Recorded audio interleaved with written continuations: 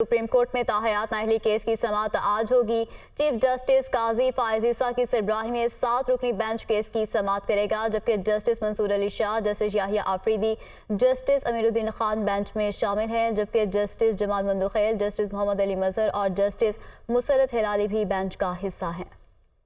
जी हाँ, supreme court में ताहयात नाअहली case की समाअत आज होगी। चीफ जस्टिस काजी फायज ईसा की सरबराही में 7 रुकनी बेंच केस की समाअत करेगा। Justice Mansoor Ali Shah, justice Yahya Afridi, justice Amiruddin Khan bench में शामिल, जस्टिस जमाल मंदुखेल और जस्टिस मोहम्मद अली मजहर और जस्टिस मुसरत हिलाली भी शामिल। ताहयात नाअहली से मुतालिक सुप्रीम कोर्ट का फैसला लागू होगा या इलेक्शन एक्ट का निफाज। आर्टिकल 62(1)F के तहत नाअहली केस की समाअत के लिए बेंच तश्कील दे दिया गया। सुप्रीम कोर्ट ने मीर बादशाह केसरानी केस में ताहयात नाअहली से मुतालिक नोटिस पर 7 रुकनी लार्जर बेंच तश्कील दिया। चीफ जस्टिस पाकिस्तान काजी फायज ईसा की सरबराही में बेंच में जस्टिस मंसूर अली शाह और जस्टिस याहिया आफरीदी शामिल हैं। Justice Aminuddin, justice Jamal Mandokhail, justice Mohammad Ali मजहर और जस्टिस मुसरत हिलाली भी लार्जर बेंच का हिस्सा हैं। अदालत उज़्मा का लार्जर बेंच दिन 11:30 बजे केस की समाअत करेगा। पेशावर हाई कोर्ट में पीटीआई इंट्रा पार्टी इंतखाबात और इंतखाबी निशान केस में इलेक्शन कमीशन की ज़िमनी दरख्वास्तें समाअत के लिए मुकर्रर कर दी गई। इलेक्शन कमीशन की दरख्वास्तों पर समाअत आज जस्टिस एजाज खान करेंगे। इलेक्शन कमीशन की तरफ से पेशावर हाई कोर्ट फैसले के खिलाफ दायर की गई नजरसानी दरख्वास्त में इलेक्शन कमीशन ने फैसला वापस लेने और केस के लिए डिवीजनल बेंच तश्कील देने की इस्तदा की है, जबकि पेशावर हाई कोर्ट के सिंगल बेंच ने पीटीआई इंट्रा पार्टी इंतखाबात और इंतखाबी निशान से मुतालिक इलेक्शन कमीशन का फैसला मुअत्तल किया था। Justice Ejaz Khan election commission की जानिब से छुट्टियों से कबल ही डिवीजनल बेंच तश्कील देने से मुतालिक इस्तदा पर समाअत करेंगे।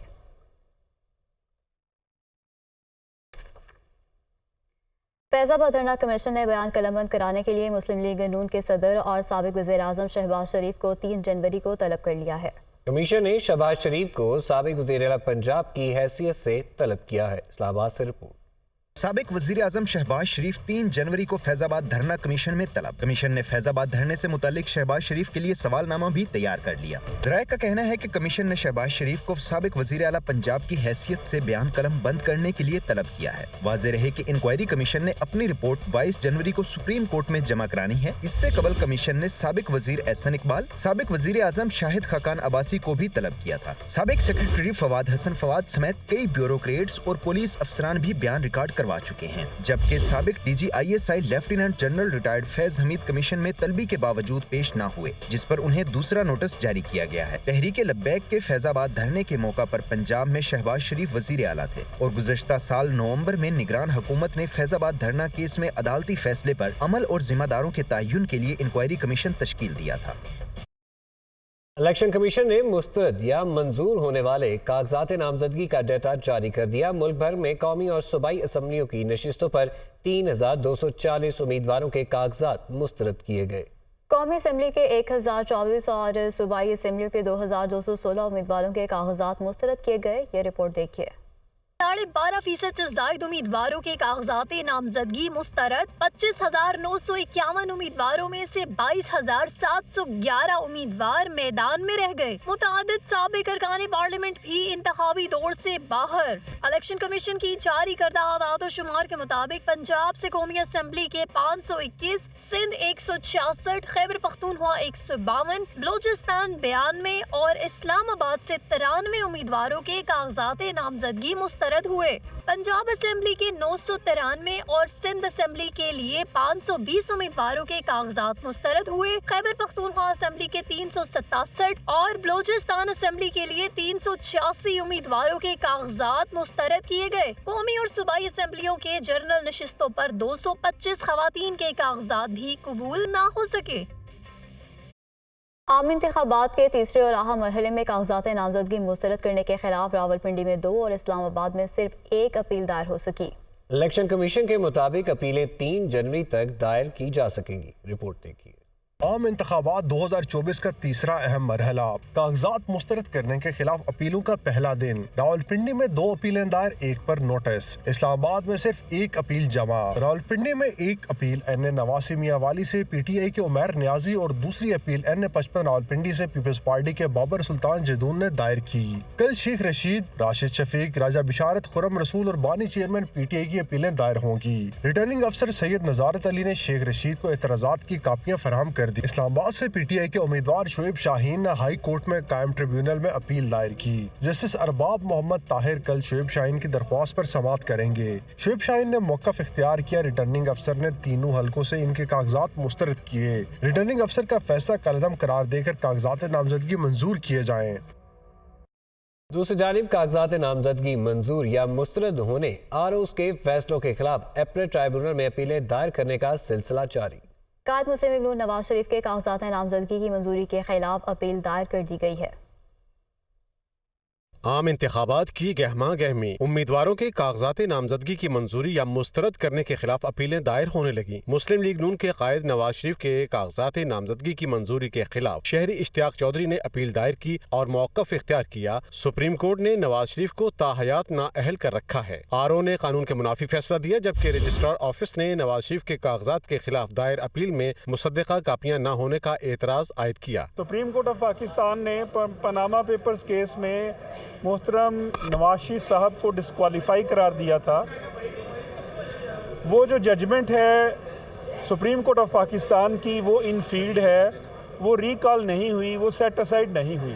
پی پی 51 ڈسکا سے نون لیگ کے امیدوار افضل منشا کے کاغذات نامزدگی کی منظوری کے خلاف اپیل پر نوٹسز جاری کرتے ہوئے جواب طلب کر لیا گیا۔ اسی طرح قصور سے پی پی 176 کی امیدوار مسز مزمل مسعود بھٹی نے کاغذات نامزدگی مسترد کرنے کے خلاف اپیل دائر کی۔ آروز کے فیصلوں کے خلاف اپیلیں 3 جنوری تک دائر کی جا سکتی ہیں۔ وفد نے الیکشن کمیشن سے امیدواروں کے کاغذات نامزدگی مسترد کرنے سے متعلق فیصلے جاری کرنے کا مطالبہ کر دیا ہے۔ Free and fair election network کا کہنا ہے کہ تفصیلی فیصلوں کا اجرا کاغذات مسترد کرنے کی وجوہات جاننے کے لیے ضروری ہے۔ رپورٹ دیکھیے۔ ریٹرننگ افسران کاغذات نامزدگی مسترد کرنے سے متعلق فیصلے ویب سائٹ پر جاری کریں۔ فافن کا امیدواروں کے کاغذات نامزدگی مسترد کرنے سے متعلق فیصلے پبلک کرنے کا مطالبہ۔ Free and fair election network کا کہنا ہے کہ تفصیلی فیصلوں کا اجرا کاغذات مسترد کرنے کی وجوہات جاننے کے لیے ضروری ہے۔ یہ اقدام انتخابی عمل کی شفافیت کو تقویت دے گا۔ فافن نے کہا ہے کہ ریٹرننگ افسران ایک مخصوص ضابطے کے تحت ہی کاغذات مسترد کر سکتے ہیں، جبکہ الیکشن کمیشن ضوابط کے خلاف کاغذات نامزدگی مسترد ہونے پر اپنے اختیارات کے استعمال کا حق رکھتا ہے۔ فافن نے کہا ہے کہ الیکشن 2024 میں کاغذات نامزدگی مسترد ہونے کی شرح 12.4% رہی ہے، جو 2018 میں کاغذات نامزدگی مسترد ہونے کی شرح 10.4 جبکہ 2013 میں 14.6% تھی۔ جمعیت علماء اسلام کے سربراہ مولانا فضل الرحمان کا کہنا ہے کہ ملک کی بگڑتی صورتحال قابل افسوس ہے۔ جمعیت علماء اسلام اس وقت دہشت گردی کے نشانے پر ہے۔ ہم نہیں سمجھتے کہ الیکشن ہو سکیں گے۔ پیپلز پارٹی کے امیدوار بھی کہتے ہیں کہ حالات کی وجہ سے الیکشن نہیں لڑ سکتے، جہاں ضرورت ہوگی وہاں سیٹ ایڈجسٹمنٹ کریں گے۔ ڈیرہ اسماعیل خان میں نیوز کانفرنس کرتے ہوئے انہوں نے مزید کیا کہا، آپ بھی دیکھیے۔ اس طرح کے نظریات پیش کرنا، اس طرح قوم کو گمراہ کرنا، اس طرح نوجوان ذہن کو گمراہ کرنا، یہ چیزیں جو ہے یہ نہیں چلتی ملک کے اندر، اور وہ پاکستان کی بقا کے لیے خطرہ ہے۔ میں صرف یہ نہیں کہتا کہ وہ کوئی انتظامی معاملات میں کمزور تھا، وہ تو تھا ہی تھا، معیشت تباہ کر دی، ملک کے وجود کو خطرہ ہے۔ میں نے تو پیپلز پارٹی کے امیدواروں سے بھی پوچھا ہے کہ آپ کمپین چلا سکتے ہیں؟ کہتے نہیں چلا سکتے۔ ہم نہیں سمجھتے کہ الیکشن ہو سکیں گے۔ الٹا یہ ہوگا کہ اگر موسم کی وجہ سے ہو یا امن و امان کی وجہ سے ہو، ٹرن آؤٹ کم ہو جائے گا، اگر لوگ پولنگ اسٹیشن پر نہیں جائیں گے، یہ دھاندلی کا راستہ کھولتا ہے۔ چیف الیکشن کمشنر صاحب خود فرما رہے ہیں کہ 2 صوبوں کے امن کی صورتحال تشویشناک ہے، لیکن حل کیا ہے؟ میں دعا گو رہوں گا۔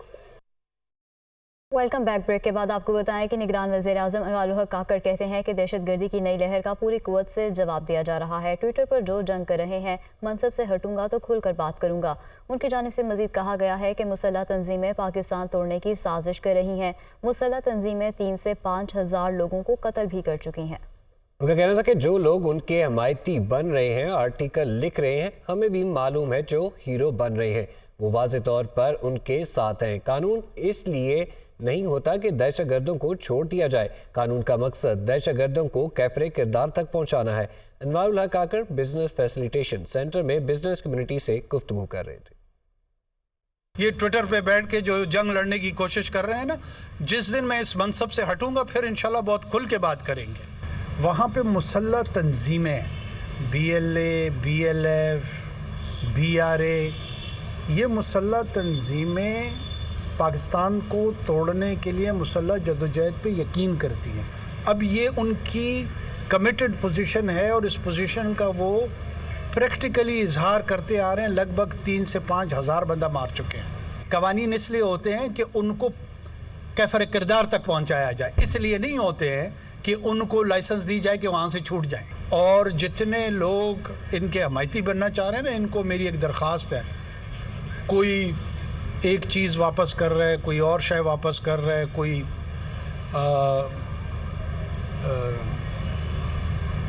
کالمز لکھ رہا ہے، لکھے، ضرور لکھے. ان میں سے جو یہ سمجھتا ہے نا کہ یہ حق پر ہیں تو BLA اور BLF کے کیمپ جوائن کر لیں تاکہ ہمیں بھی کلیئرٹی مل جائے کہ یہ کھڑے کا ہیں. میرا جھگڑا ذات کا نہیں، ریاست کا، مسلح تنظیموں سے ہے، بلوچوں سے نہیں ہے. ملک میں بجلی کا بحران شدت اختیار کر گیا. پاور پلانٹس کی مرمت اور ایندھن کی کمی کے باعث بجلی کا شارٹ فال 6700 میگا واٹ تک پہنچ گیا. مختلف علاقوں میں 12 گھنٹے تک لوڈ شیڈنگ کی جانے لگی ہے. یہ رپورٹ دیکھیے. بجلی کا بحران شدید، متعدد پاور پلانٹس مرمت کے لیے بند، پیداوار طلب کے مقابلے میں نصف، پن بجلی پیداوار میں بھی 80% تک بڑی کمی. پاور ڈویژن کے ذرائع کے مطابق اس وقت مختلف ذرائع سے 7800 میگا واٹ بجلی پیدا کی جا رہی ہے، جبکہ ملک میں بجلی کی طلب 14500 میگا واٹ ہے. پن بجلی سے 10000 میگا واٹ استعداد کے برعکس صرف 1200 میگا واٹ بجلی پیدا کی جا رہی ہے. تھرمل پاور پلانٹس 4000 کے بجائے 1300 میگا واٹ بجلی پیدا کر رہے ہیں. جام شورو، مظفر گڑھ، گدو کے متعدد پاور پلانٹس مرمت کے باعث بند پڑے ہیں. ٹرپنگ سے بچنے کے لیے بلیک سٹارٹ فیسلٹی استعمال کی جانے لگی. شارٹ فال کے باعث مختلف علاقوں میں شہری کئی گھنٹے طویل لوڈ شیڈنگ کا عذاب جھیلنے پر مجبور ہیں. نیا سال مہنگائی کی لہر بھی ساتھ لے آیا ہے. حکومت نے سال کے پہلے ہی دن عوام کو LPG کی قیمتوں میں اضافے کا تحفہ دے دیا. گھریلو سلنڈر 18 روپے 52 پیسے مہنگا کر دیا گیا. سال کے آغاز پر عوام کو مہنگائی کا ایک اور تحفہ، حکومت نے LPG کی قیمتوں میں اضافہ کر دیا. اوگرا نوٹیفیکیشن کے مطابق 11.8 کلو گرام کا گھریلو سلنڈر 18 روپے 52 پیسے مزید مہنگا ہو گیا. LPG کی نئی قیمت 256 روپے 42 پیسے فی کلو مقرر کر دی گئی. دسمبر میں LPG کے گھریلو سلنڈر کی قیمت 3007 روپے 52 پیسے تھی. قیمتوں میں اضافے کے بعد LPG کے گھریلو سلنڈر کی قیمت 3025 روپے 87 پیسے ہو گئی. سال نو کا آغاز اسٹاک مارکیٹ کے سرمایہ کاروں نے پرجوش خیر مقدم کیا. انڈیکس 2210 پوائنٹس اضافے کے ساتھ 64,661 پوائنٹس پر بند ہوا. تو دوسری جانب سونے کی قیمتوں میں بھی معمولی کمی دیکھی گئی. کمپنیوں کے بہتر نتائج کی امیدیں. پاکستان کے حوالے سے IMF کے بورڈ اجلاس کا انعقاد 11 جنوری کو شیڈول ہونے اور مالی سال کے 6 ماہ میں ہدف سے زائد ٹیکس وصولی جیسی مثبت خبروں نے مارکیٹ میں انویسٹرز کا جوش بڑھا دیا اور انڈیکس 3.5% کا اضافہ دکھا کر گرین زون میں بند ہوا. IMF کا اجلاس ہونے جا رہا ہے جس میں پاکستان کو قوی امکان ہے کہ $700 ملین مل جائیں گے. دوسری طرف SIFC میں ایک بڑی کوئی ٹرانزیکشن متوقع ہے جو بہت اہم اجلاس ہونے جا رہا ہے. بہت اہم فیصلے کیے جائیں گے پاکستان کے مستقبل کو لے کے. سرکولر ڈیٹ کا جو ایشو تھا اس پہ کہ پیمنٹ مل جائے گی اور یہ ساری چیزیں ہیں. گیس کی اور آئل کے سٹاکس جو ہے نا اوپر کے لاک پہ، اب جب وہ بڑھتے ہیں تو انڈیکس بھی بڑھتا ہے. گزشتہ پورے سال مارکیٹ نے انویسٹرز کو 54% کا منافع دکھایا ہے. شیئرز کی مالیت میں سال 2023 کے دوران 2500 ارب روپے اضافہ ہوا. اس کے علاوہ فی تولہ سونا 300 روپے کمی سے 2,19,700 روپے ہو گیا. IMF ایگزیکٹو بورڈ کا نیا شیڈول جاری کر دیا گیا ہے. 11 جنوری کو ہونے والے اجلاس کے ایجنڈے میں پاکستان کے لیے $70 کروڑ کے قرض کی منظوری بھی شامل ہے. تفصیلات اس رپورٹ میں. ملک کی معیشت کے لیے اچھی خبر. IMF ایگزیکٹو بورڈ کا اجلاس 11 جنوری کو طلب. پاکستان کے لیے قرض کا اجرا بھی ایجنڈے کا حصہ. بورڈ کی منظوری پر $70 کروڑ کی دوسری قسط ملے گی. IMF کے ساتھ معیشت کے دوسرے جائزے کے مذاکرات کا آغاز فروری کے آخری ہفتے یا مارچ کے اوائل میں ہونے کا امکان ہے. IMF اور پاکستان کے درمیان موجودہ سٹینڈ بائی پروگرام 14 اپریل 2024 کو ختم ہوگا.